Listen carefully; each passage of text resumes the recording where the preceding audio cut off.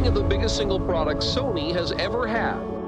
The biggest thing to come along since TV was invented.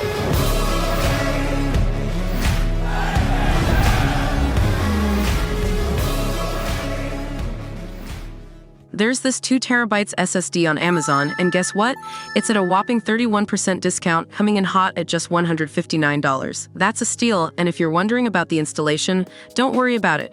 The footage here shows just how easy the upgrade process is. First up on my list today, and I promise I won't drag this out, is the Project Q, now officially dubbed the PlayStation Portal.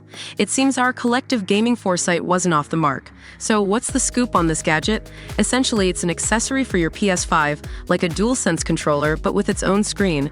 Initial buzz had it pegged at a $299 price point, but the official tag? A more affordable $199. Still, the question lingers, is it worth that price? As of now, quite a few tech enthusiasts, including myself, believe it might be DOA. But there might be a glimmer of hope. Imagine if Sony threw in the PlayStation Portal as part of a PS5 bundle. Now, that could be a game changer. I've been mulling over this idea lately. What's Sony's strategy with all this? They're rolling out a slew of gadgets, earbuds, the Portal Handheld, PSVR 2, and the list goes on. On their own, the success of each item might be a toss-up. However, I've got a hunch. I believe Sony might have a master plan simmering in the background. Picture this, a PS5 Super Bundle packed with all these tech goodies. As for the price tag on such a bundle, your guess is as good as mine. After all, I'm not on Sony's payroll. What are your thoughts on this? Do you see Sony rolling out a Super Bundle, or do you have a different theory? The next hot topic on the list, the PS5 Slim. As we inch closer to September, it's all anyone can chatter about. Look, I won't bore you with the same recycled details that every other outlet keeps regurgitating. Instead, I've curated a playlist for you, filled with all the nitty-gritty details I've been collecting over the months. Dive into that playlist. I guarantee you'll unearth some answers that aren't floating around everywhere else. Alright, let's address those burning questions you all keep firing my way. First up, will the PS5 Slim be faster? Straight answer, nope. It's going to run at the same speed as the current PS5.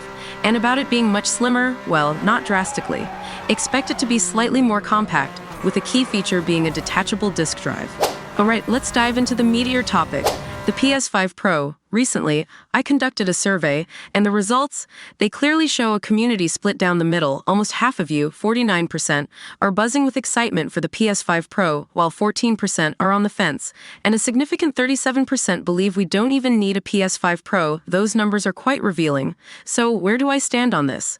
Well, if someone were to hand me a PS5 Pro Plus Extra with a whopping 4 terabyte SSD, a dedicated ray tracing GPU, and all the other tech goodies one could imagine, I'd grab it without a second thought. Look, I've said this countless times, but embracing technological advancements is always a win in my book.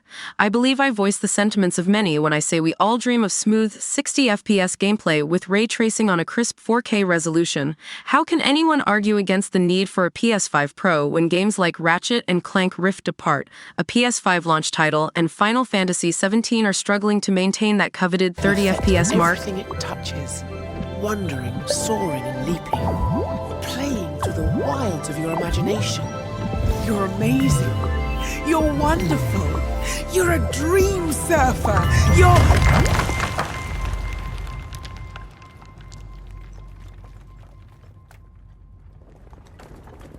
Oh no. You found the wall of doubt. Don't worry, everyone doubts themselves in the beginning. See that loose brick? Try using the pointy tip of your imp to grab hold of it.